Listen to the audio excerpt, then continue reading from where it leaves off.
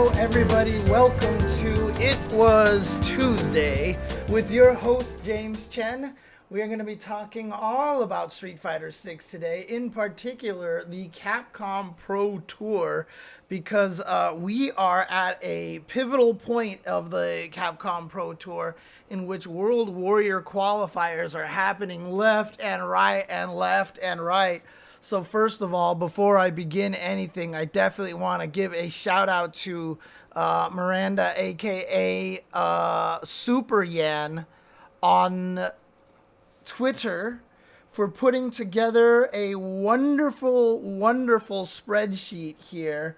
If you guys take a look over there, so you can check her out at super__Yan,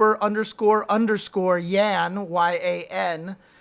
She's put together this wonderful spreadsheet that's just been talking about all the schedule for the next couple of weeks and all the qualifiers that are going to be happening during the course of that time.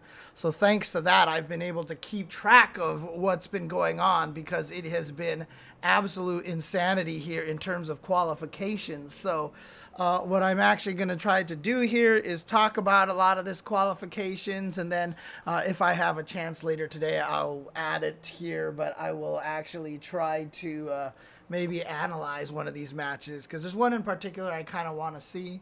But what we're actually going to do here, we're actually going to check out all the winners from this past week, starting on Wednesday of last week, which was the World Warrior for US West, actually. So let's start taking a look at this. And what I'm actually going to do here, I actually did a little prep work here for you guys here. We're going to watch the last game of every single one of these qualifiers when we actually see who qualifies here for little bits of highlights here. So let's actually switch over to this view, and here we are. This is World Warrior West. Again, this is who qualified from the U.S. region on the West Coast. Grand Finals came down to Chris Tatarian and Nephew, and Chris Tatarian went to a 2-0 lead, and Nephew brought it back to 2-2.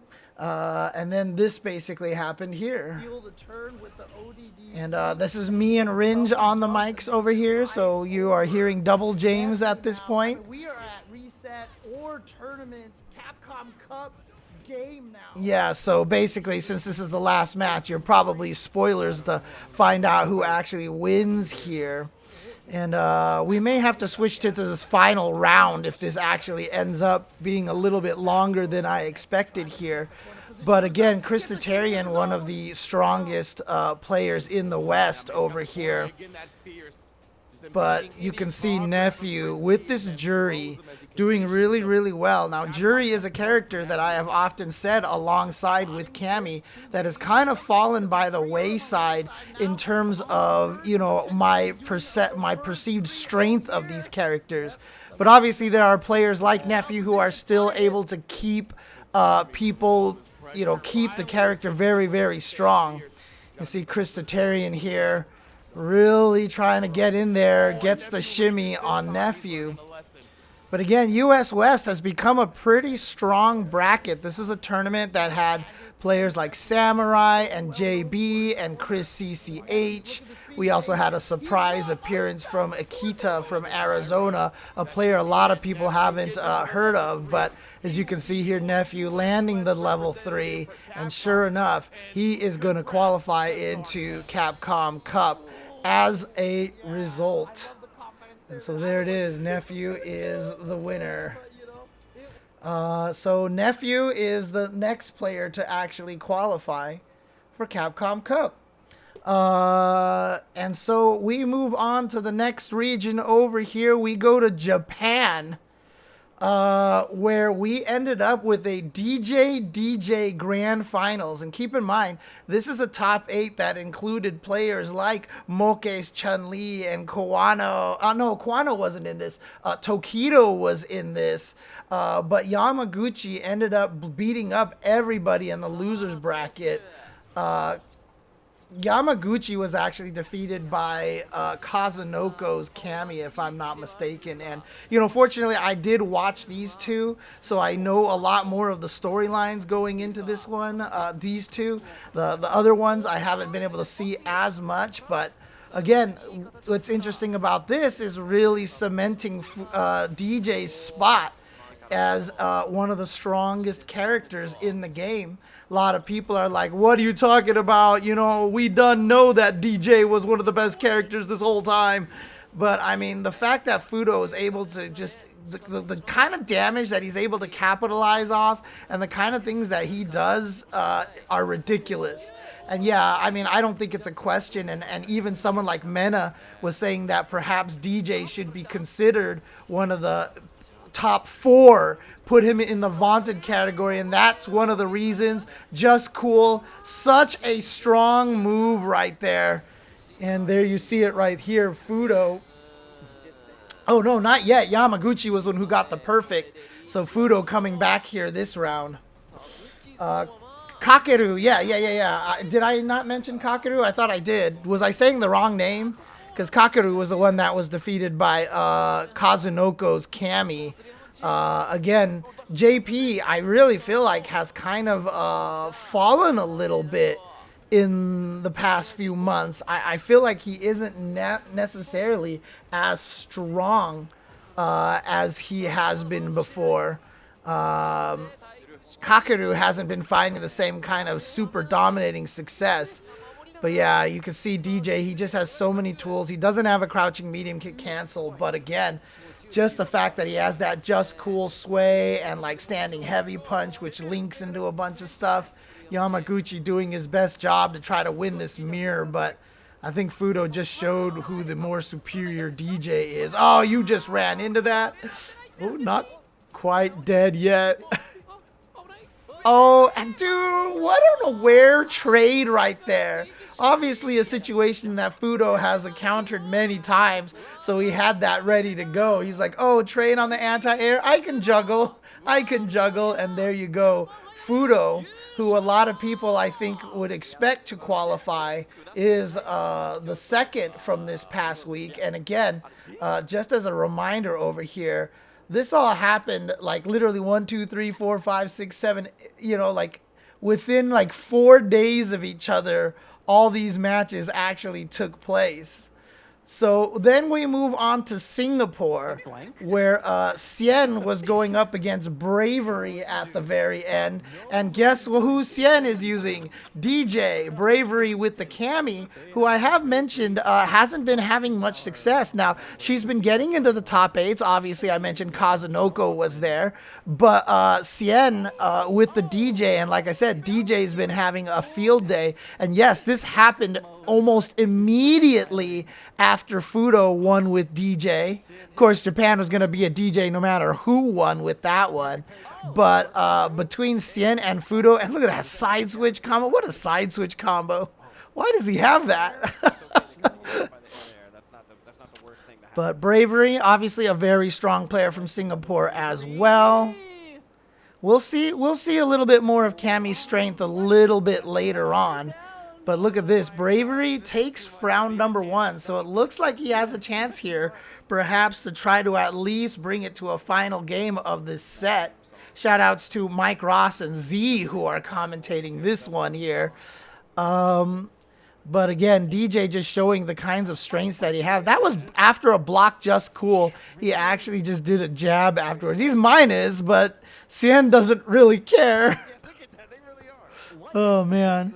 But yeah, see, the fact that just cool low is not punishable and on counter hit leads to so much, and the fact that you can delay the follow-up. This is something that I only just saw someone talk about on Twitter, but the fact that you can delay the just cool follow-up, it's not one rhythm. When he sways back, he has a window of about like 12 frames that he can actually alter the timing to the follow-up, and because of that he is able to make the timing so ambiguous that it's really hard to check it.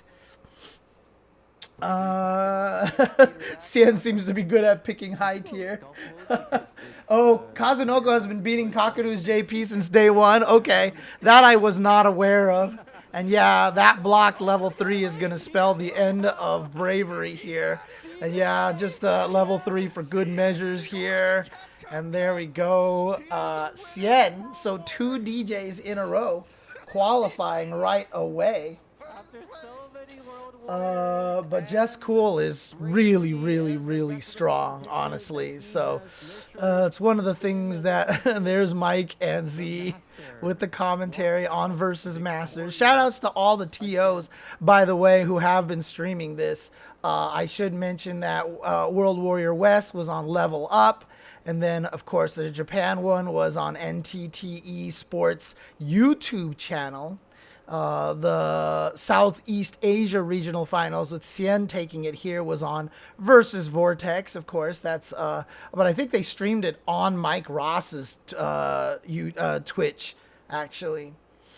But now we move on from the Southeast Asia region and we go to Canada East, where Joe Umerogen goes up against Flux Waves. If I'm not mistaken, Joe has been playing Luke in pretty much for the last couple of games. He was a strong Luke in 5, if I'm not mistaken.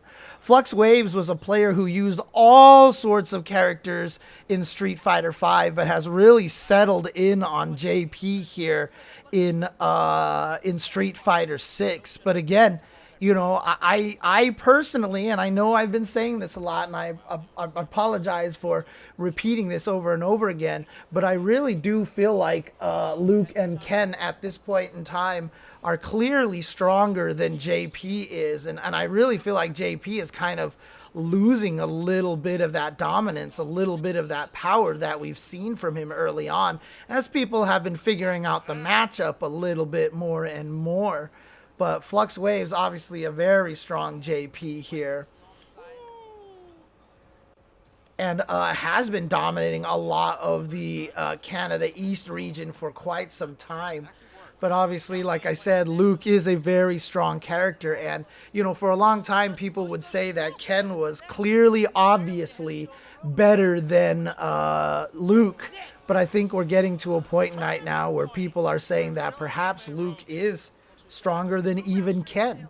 I remember early on, right after Evo, even Mena was like, can we all just like talk about the fact that Luke isn't that strong? But you know, that's what happens when you play a character, man. You see all their weaknesses. You've experienced how they've died a million times. And so it's easy just to kind of, you know, it's easy to pick apart the weaknesses of your character as you use them. But I don't think there's really much question. And I'm not sure why Joe wasn't going for the parry, drive parry to block that mix-up situation right there. It definitely is scary to get thrown in that situation, but still, it's like, would you rather be thrown for 2,000 damage or eat big giant combo mix-up damage? Yeah, more time has passed for sure. Yeah, no, Flux has been close so many times for sure. And like I said, overall, as a performer, he might be the strongest in Canada East, just in terms of consistency and such. But sometimes, man, that was such a nice anti-air. Oh, he's going for the level 2. Interesting. So he's going for the setup here. But yeah, he didn't have the pressure off of it. And I think he was just trying to do it maybe to bide some time because he was burned out, but he's just going to get hit. And there it is. So Joe Umerogen is going to qualify, and Flux, unfortunately, falling short again here in Grand Finals. This was streamed on Incendium, so shout outs to Incendium. And again, I love what they're doing with the World Warrior because how so many different people, everybody from the different communities are streaming, etc., etc. Yeah, dude. Flux is one of the only people that I saw that entered all of the PlayStation events too, which was I've commentated a lot of those, and the PlayStation Fight Nights. Flux Waves played in every single one of them. He was there week after week after week. So that guy has been grinding, dude. That guy has been putting in the work. And I just noticed right now that this was actually in person. They actually ran this one live in person offline, which is really super cool. Shout outs to Incendium for setting that up. I don't know how they pulled that off, but that's actually really cool. Nice. Okay. Yeah, this one in US Midwest were offline, so that's really cool. All right, and speaking of US Midwest, we're going to move over there where Flash Metroid was doing damage with Dual Kevin. One of the coolest things about this particular one was that losers finals was Flash Metroid going up against Chen from Texas. And if you don't know, Chen is one of the most old school fighting game players we know. He's like part of the, John Choi crew. He's been playing with John Choi forever. He's been at all of the old school events. He used to win all the original Texas showdowns before Street Fighter 4 started up. Flash Metroid, obviously another super old school player. So the fact that losers finals was Flash Metroid and Chen, I was like, let's go old people. But Dual Kevin is new kid on the block, clearly very strong. And you know what? He still has that Luke. But I do love that Flash Metroid showing some of the crazy things Blanka can do. Flash Metroid still, however, very old school mentality though, playing with a lot of heart. So he makes a lot of very, very hard reads. So I feel like a lot of the wake up OD flash kicks did him in. He got that blocked a lot. He played really well though, obviously, but in the end, Dual Kevin's Luke is just, one, Luke is a problem, and two, in the hands of Dual Kevin, who's one of the best Marvel players out there and was like basically winning a bunch of the MVCI tournaments and MVC3 tournaments with like Hawkeye and stuff. Dual Kevin is just one of the strongest players from the Midwest at this point. Flash Metroid used to be from Florida. I think he's in Texas now, which is why he's here. Oh god, it's so scary. That Blanka Chan is so scary. And yeah, Dual Kevin with the read and the level 3 cancel. Whenever Lukes have a level 3, they're always looking for that drive impact to blow up the heavy flash knuckle, and they can cancel it into the level 3 for super armor and take that. So shout outs to our commentators, St. Cola and Marine here. Again, as you mentioned, this one was offline as well. Let's see if we can actually see some of that. Was this one offline? Let me see. No, this one was still online. US Midwest was still online. This was still online. So, but yeah, nicely done for, whoa, this is not a filled out bracket here. Oh, because I accidentally reset it. I see. I accidentally reset it. But yeah, nicely done to Dual Kevin there for taking that. This was streamed on Low Kick Esports. So shout outs to the Low Kick team. Now, let's move all the way, maybe almost completely to the opposite side of the planet, to Down Under, Australia, with Unga Down Under. Now, interestingly enough, as you can see, the bracket was reset in grand finals, and Travis Styles has already qualified. So Travis Styles has already qualified via the online premiere event. But playing spoilers here, getting into the grand finals. You can see this is the final game. At this point, ROF has basically qualified already. So by the time we hit grand finals, ROF is already guaranteed to be in Capcom Cup at this point. Oh yeah, ROF and Travis Styles qualify all the time for everything. Yeah, for the Australia region. God, that's so gross. So Travis Styles here with the Chun-Li. He's also got a backup jury as well. But ROF with the JP. And so, yeah, we've seen a couple of JPs here. And despite me saying, I feel like JP's fallen off a little tiny bit. Like, that's my perception. I know a lot of people out there are going to see differently, especially because, my viewpoint is all online tournaments, whereas a lot of other people's viewpoints are ranked. And when you play ranked and you get to the higher levels, it's just like JP, Luke, and Ken, and JP, Luke, and Ken. So it's easy to feel like the game is far less balanced when you're playing a lot of ranked, because you're just dealing with these characters like constantly. But in general, JP is still very strong. Like I said, I say he's, quote, fallen off, unquote, to be a solid third best character in the game, as opposed to questionably first or second, which doesn't really mean you fell off all that much.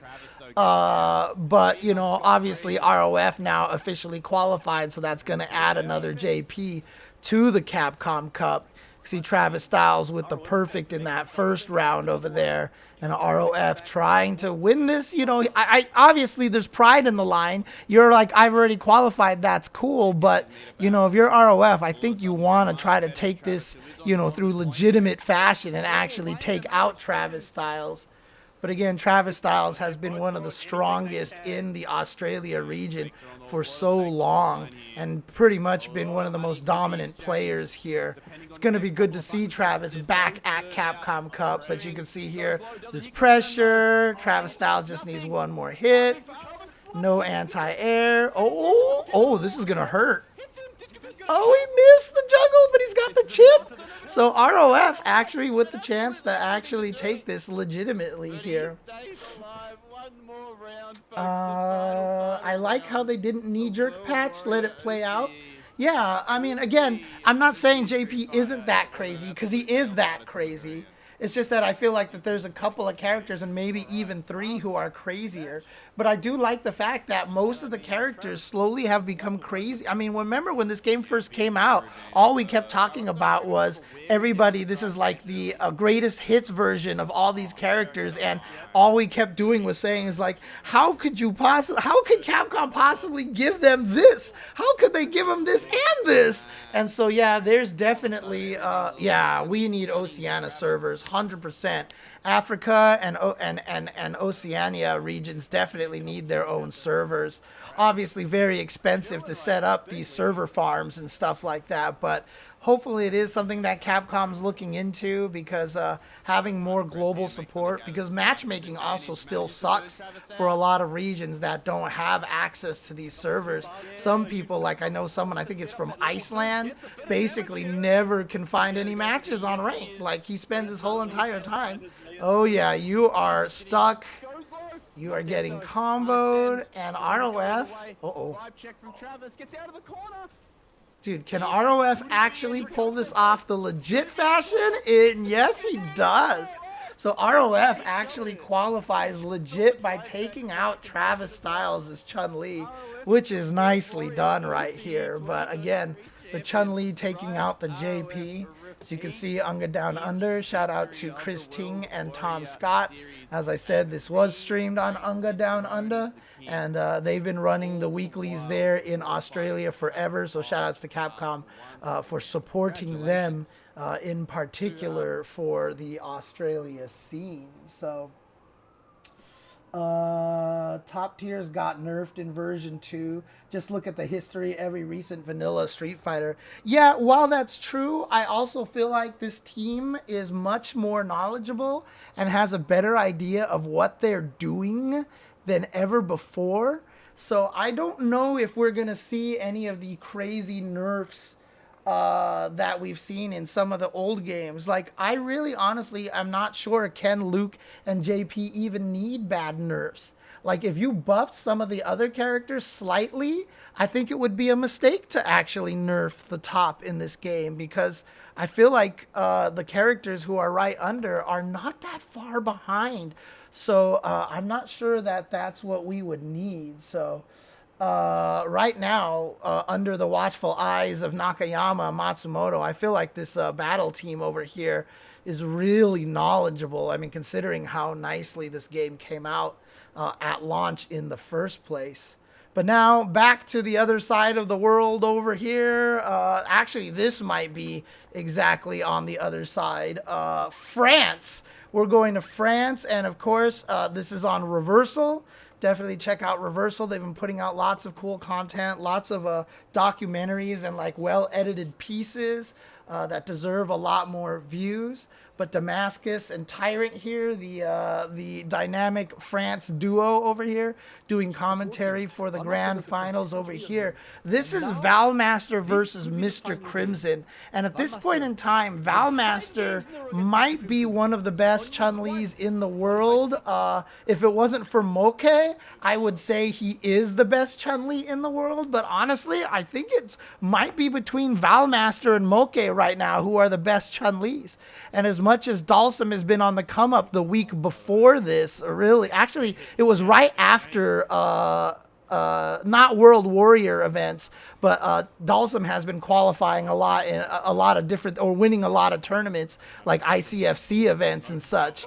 Mr. Crimson doing really well, and interestingly enough, Valmaster typically uses Kimberly in this matchup to fight up against Mr. Crimson. So I'm not sure what changed this time, which made him feel like the Kimberly wasn't working and he was just going to go with his main. But again, between Moke and Valmaster also putting in work with Chun-Li in Street Fighter League, it's really becoming very, very obvious that Chun-Li is super strong in this game. And a lot of it comes from the fact that she has great normals like she's always had. Her crouching medium punch has like one of the best, quote, priorities in the game. Priority, old school term, but nowadays I call it as the hitbox hurtbox ratio, basically. Her crouching strong has ton of hitbox and very little hurtbox. And then her standing light punch is, probably one of the best standing light punches in the absolute game. And so, yeah, Chun-Li is clearly very, very strong now. I do think Dalsum is going to continue to get better. Oh, what a teleport. Mr. Crimson is a genius. And that's the thing, is when you do watch the good Dalsums play and the ones that actually win, right? Like Itsuki and Mr. Crimson and F-Champ, the stuff that they pull off, like they're basically playing like geniuses. They have to make so many correct reads, and even though Dalsum can do, that was disgusting from Valmaster right there. The fact that he just read that teleport and had a punish for it right away was kind of gross. Yeah, and her stance is fun to use, and it's very unique, too. It's not a special... it's not a special move. And so because it's not a special move, they were allowed to give it special properties. So, for example, Chun-Li's standing heavy punch is not cancelable into special moves, but it is cancelable into her stance. And because it's not registered as a special move and is registered as a unique attack, that's what allowed them to kind of put in that little exception in for Chun-Li. In fact, if you play in World Tour, you actually don't ever gain Chun-Li's stance as a, quote, special move that you can assign to your character. It's literally tied to Chun-Li's base move set. In other words, it's just part of her normal move set. Yeah, and the overhead and the sweep she can cancel into it. But yeah, as you can see here, a lot of these strong players, most of them that you'll see in SFL East as well. SFL EU as well. Kills You, Crimson, Kane, Nassim Claw, Akainu. They're all in Street Fighter League. But again, that was on Reversal Channel. That was France. That was World Warrior France. And so that was 6 events right there, I think. No, that was all 7 of them right there. So that's all 7 of the World Warrior qualifiers from just last week. But also, I want to point out that we also had the official CPT online premiere for the Middle East as well. And grand finals came down to Angry Bird and Big Bird. Now, obviously, oops, I think I went back too far here. Oh, no, there it is. They just updated the score. Angry Bird qualified thanks to Evo. So with this, Big Bird has already qualified. And yes, Angry Bird had been using Cammy this whole entire tournament. So regardless of whether or not Big Bird wins or loses, he's qualified, right? Now, Angry Bird decided to use Cammy this whole tournament because I think he's trying to build up a secondary here.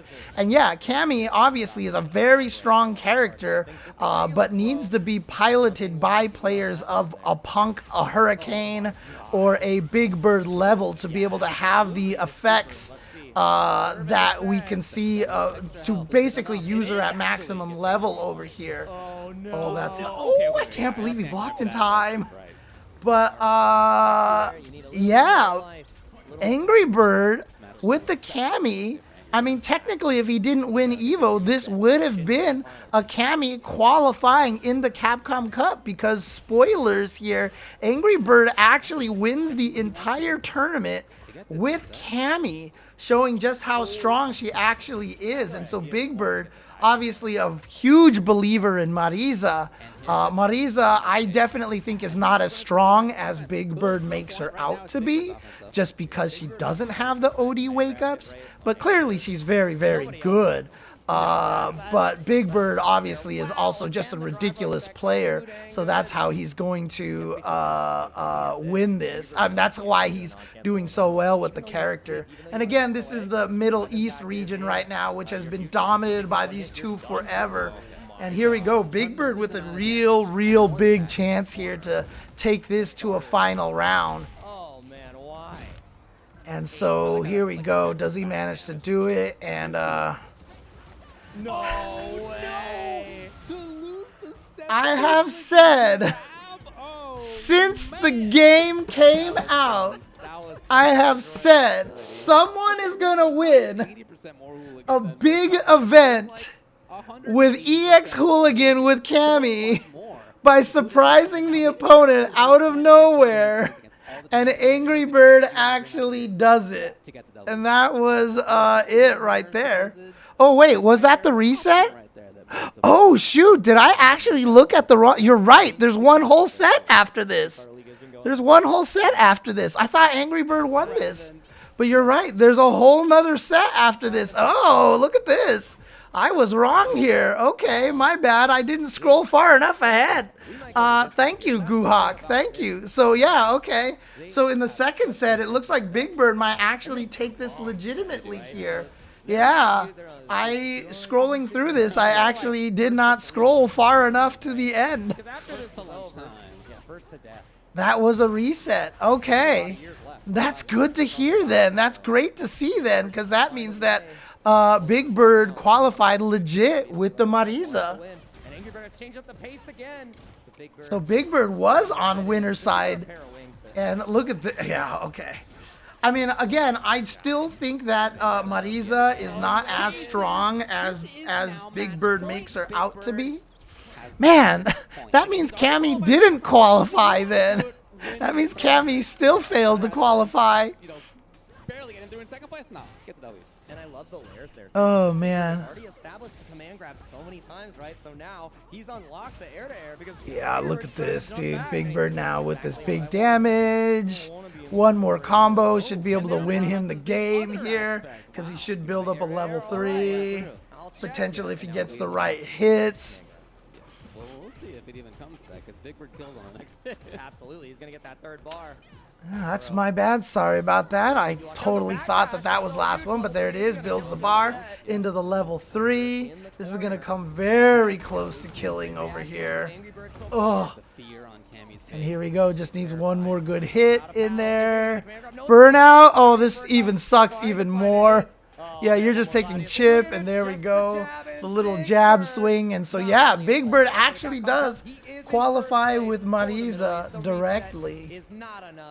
So there you go. Big Bird actually does end up taking it. So shout outs to Big Bird qualifying with Marisa directly over here. And again, as a reminder for you guys over here, this all happened literally within the span of November 15th through November 19th. This all happened just within 4 days. And in fact, if you take out the US West, which was on Wednesday, and then start on Friday, November 17th, Friday, Saturday, and Sunday, 1, 2, 3, 4, 5, 6, 7, saw 7 people qualify for the Capcom Cup in a total of 3 whole days. Now, if you think that's actually nuts, starting on Friday on the 24th, this coming weekend, the 24th to the 26th, and again, shout outs to, if you want to find this spreadsheet, this was created by Super Yan. You can find it at super__YAN. She's the one who took all the time to put this together, put down all the stream links, put down all the start.gg details, etc., etc. She took all the time to put all this together, which has been a super, super valuable resource. I can link it in the chat, but I'm also saying this for the YouTube audiences as well. Check out Super Yan's Twitter at super__YAN.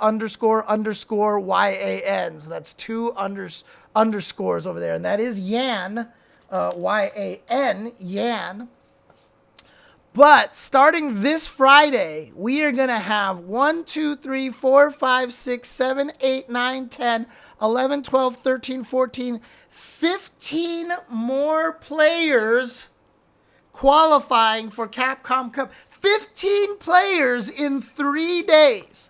We're going to find out who qualifies from South Korea, from Europe North/East, the United States East, Asia Southeast, South Africa, Asia East, Middle East, Europe West, South America East, Central America West, Asia Southeast, Asia South, Germany, South America West, and Mexico in the span of 3 days. And then 2 days later, Central America East, and then 1 day after that, Brazil will be the qualifiers right there. So that's super, super crazy here. So it's going to be 13, not counting the Capcom Fighters CPT official one. So in the next, in this weekend, there's going to be Asia South. Oh yeah, Asia Southeast. That's right. This is just the one.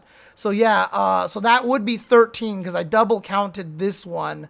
And since this one is not a World Warrior, we have 13 World Warrior qualifiers and 1 official online premiere. I will be commentating this Asia Southeast one on Capcom Fighters this weekend. But again, 13 World Warrior qualifiers coming up in this next weekend, which is absolutely insane. So we are going to really find a bigger picture, and I can't wait to analyze everything next week for that. So yeah, it's going to be absolutely insane. So again, thank you to Super Yan for putting that together and giving us all of these resources here. So there we go. There you have it. 7 more players to qualify. We now have Nephew in the mix. We now have Fudo in the mix. We have Chen in the mix. We have Joe Umerogen in the mix. We have Dual Kevin added to the list of competitors. Travis Styles and Valmaster. And let me tell you, this group of players here, I mean, dude, this is going to be such a disgusting Capcom Cup.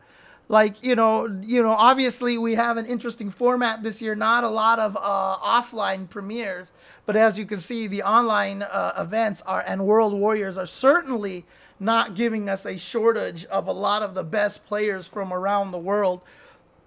Again, Fudo and Chen, 2 of the strongest DJs. Valmaster, top 3 Chun-Li in the world, probably. Travis Styles, who's been dominating Australia for years now.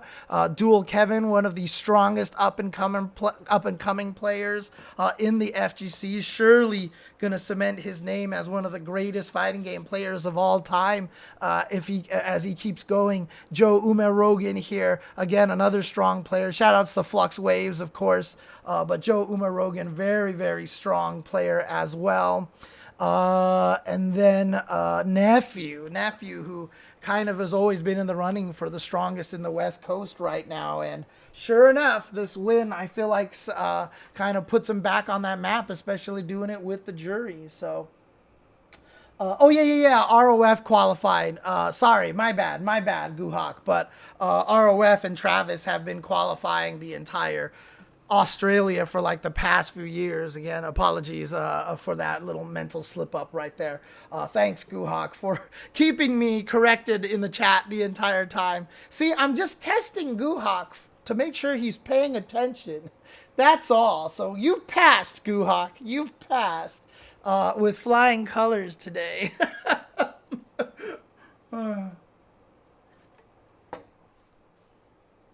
Good job. Good job. But that's the situation here with the World Warrior in terms of qualifiers here. And so, yeah, it is going to be quite a Capcom X. Now, I am going to do another segment here that's related to this World Warriors, which I've never highlighted here in my thing. So I'll highlight this now. But for purposes of YouTube, I'm probably going to separate them into different videos. So for those of you watching on Twitch, stick around and I'll get to this next segment over here where I'm going to be talking about the current character representation that we have in Capcom Cup and discuss this a little bit. So if you guys want to check that out on YouTube, that will be showing up on YouTube within the next couple of days, I think. I'm not sure what order I'm going to upload these, but keep track because I'm going to do a little bit of analysis of what the current character usage is qualified into Capcom Cup. And again, next week here on It Was Tuesday, we'll have 14 more qualifiers, 15 more qualifiers, because I think Mexico was on Monday. So we'll have 15 more qualifiers and a lot more information. But for those of you watching on YouTube, hope you enjoyed this little recap over here. This is obviously very different, very unique for me to do something like this. I do not intend to try to become a Sports Center-ish highlight, kind of recap channel. But obviously this one was very easy to do because I had the nice little resource from Super Yan out there to be able to grab all the videos from. But I mean, if you did like this, if you liked being able to see some of these matches, maybe I'll consider trying to do more of this kind of thing. And yeah, maybe I'll start doing some more reviews. But there's some channels out there, especially one of the streamers out there, Reversal GG. They do a lot of great recaps for not just Street Fighter, but for all sorts of fighting game events. So you definitely want to check out Reversal GG's channel for recap stuff if you like this kind of content here to help you keep up to date. They are a great source for keeping up with what's going on in the FGC. But thank you guys for tuning in here just before I go, can I do something over here? Let's see here. Oops, not this one here. I just need to do this. There we go. I just need to do this because look at this guy. Look at him. He's just sleeping here, ready for dinner. What a cat. What a cat. Yeah, I'm talking about you, Nathan. I'm talking about you. Are you trying to slow blink me? Are you trying to slow blink me to try to get me to feed you sooner? Is that what you're doing right over here? Yeah, there he is. Did you see that? See the little slow blink from the cat? Yeah, he's trying to butter me up. He's trying to butter me up. I know what he's doing. I know what he's doing. In any case, I see what this is now. That wasn't enough buttering because look, here he comes. But thank you guys for watching here on YouTube. And remember, the day that this podcast graced your ears was the most important day of your life. But for me and for Nathan, it was Tuesday.